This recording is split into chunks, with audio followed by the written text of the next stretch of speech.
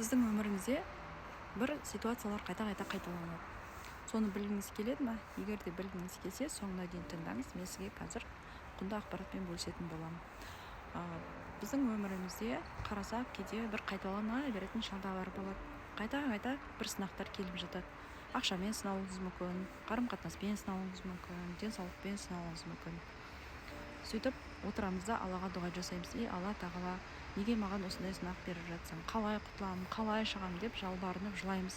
Кейде кінәлаймыз, Алла тағаланы іште кінәлауымыз мүмкін. Біз оны әдейі жасамаймыз, бірақ пенде болғаннан кейін кейде солай жасайтынымыз бар. Енді қараңызшы, бізге Алла тағала осы сынақтар болмай тұрып белгі жібереді. Сол белгілерді біз аңғармаймыз, мән бермейміз. Кейін бізге үлкен сынақ келген кезде айтамыз, неге менің өмірімде бұл сынақтар болып жатыр деп налайтын боламыз. Егер де қызық болса, сіздің өміріңізде болып жатқан әрбір қайталанып жатқан историяларды білгіңіз келсе, анықтағыңыз келсе, менің тегін диагностикама жазылып, мән жайын білуге болады. Ол үшін жекеме жазыңыз.